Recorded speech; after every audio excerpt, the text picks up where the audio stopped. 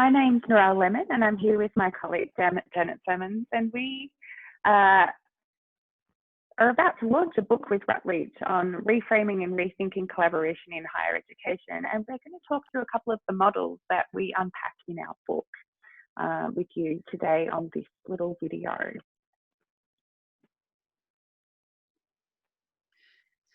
Well, it's been really interesting working together and collaborating on a book about collaboration and discovering that the work both of us had done before and the thinking we had about collaboration was so complementary, and I hope that comes across in this little video piece.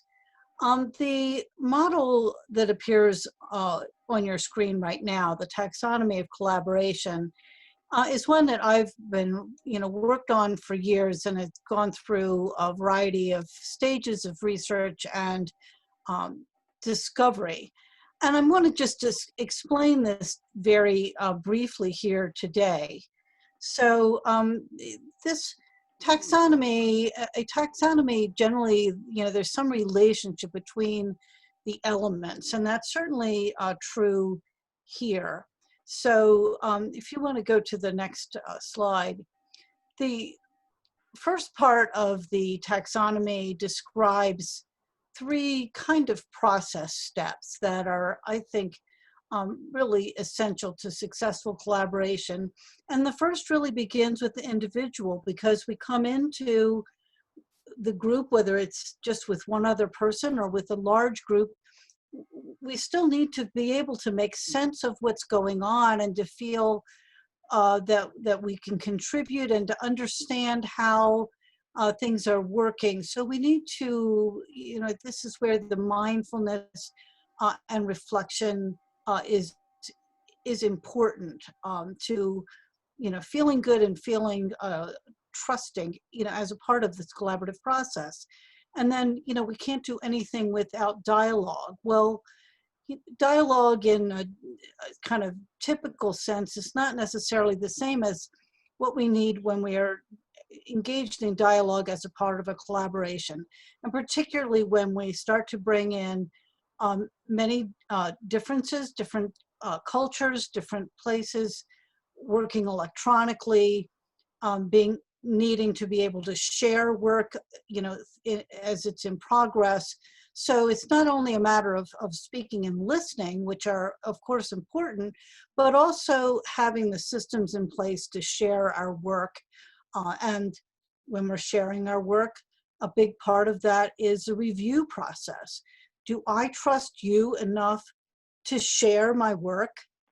Am I going to put my ideas out there, which is very vulnerable, puts me in a vulnerable position?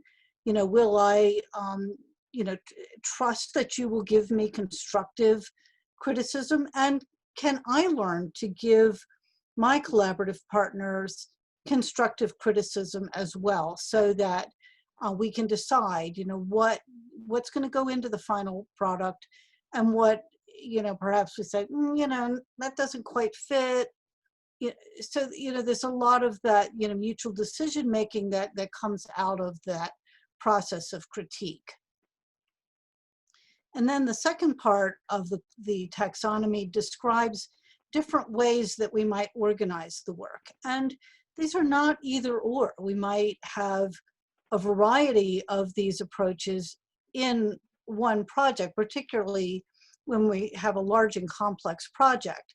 So in the parallel collaboration, this would be probably the most typical way that people work together, where, if someone dumps something into our laps, we'll say, okay, you do this part, I'll do this part, then we'll bring it together. So if we're going to work in that way, we need to have a shared understanding of what our part of the process is going to be. What are the standards? What are the styles? What form should it take? When do the different pieces need to get done? So with the sequential, we're going through that same kind of process, but now it's more that, okay, I'll do the first part, and then you take it and do the next part. Then we might have another partner who's going to do another part. And with both the parallel and the sequential, those questions around standards, quality, timing, and keeping all of the partners engaged are essential. But, you know, we've still, in either one of them may have a lot of different parts of the project, which we now have got to figure out, you know, how to put together if we want to have one shared deliverable. So the synergistic stage, you know, maybe what we would do, you know, after we've done our individual work, now we need to come together. And when we're talking about synergistic collaboration, I mean, here, you know, you really can't tease out what you did and what I did, because it's all interwoven. You know, think brainstorming, think, you know, we're putting all of our ideas together, and, you know, at the same time, and really working through something. So, you know, if you take this whole taxonomy together, we go from, you know, the individual, you know, our own responsibility to uphold our part of the process, and to take the time to think about what we're doing and to feel good about it.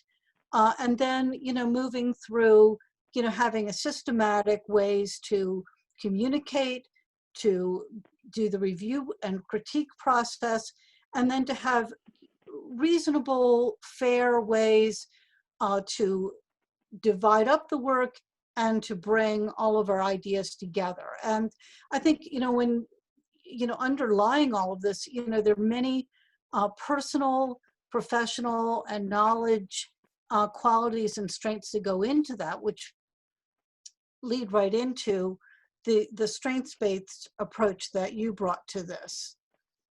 Yeah, the strengths-based approach really marries beautifully with the taxonomy. And we're going to talk a little bit about this in this presentation. So strengths are things that really energize you, things that they're good at, things that you perform well, but that energy is crucial where it comes to it. So here's one model of strengths. This is values in action, character strengths, VIA.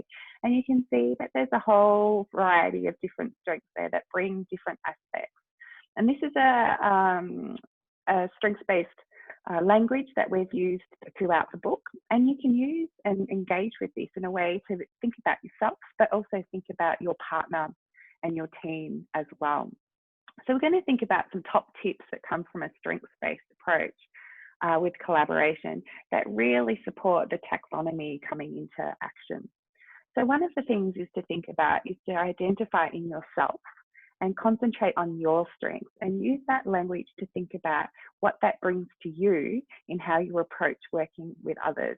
So I know I have a strength of curiosity, and so bringing that strength to collaboration allows me to be curious about how we could work together, how the project's going to develop.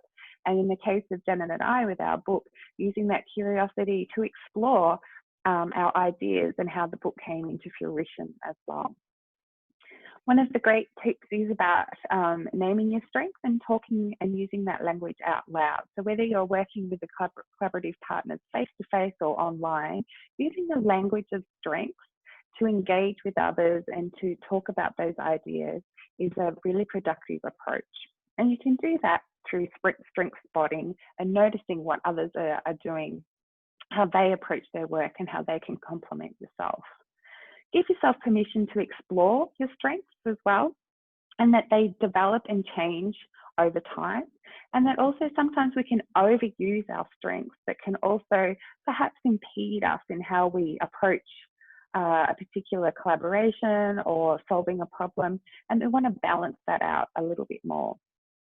And a big one with that, as you're exploring your own strengths, is thinking about being gentle on yourself and making sure that you don't compare your strengths with somebody else, whether they're different or they're similar. So Janet and I both have creativity as strengths, but we approach it in different ways. And then that's been really great for us to be able to bounce off each other and learn from each other in how our strength with creativity has been developed in our collaboration. To take responsibility and accountability as well for your strengths and how you engage with others in that way. So thinking about individual and collective responsibilities and accountability in that way, what does it look like, feel like, and sound like? Take the time to celebrate, express gratitude, appreciation, using the language of strengths is a great contribution to collaboration. And as you're exploring your strength and putting it into the practice, making sure that you embrace a growth mindset as well, and that failure and learning from mistakes is a good thing, and that helps us for growth and development. And also thinking about a strength in regards to creating a habit, and how you might think about honouring your strengths, but honouring your partners as well, and how they can come together and support each other that way.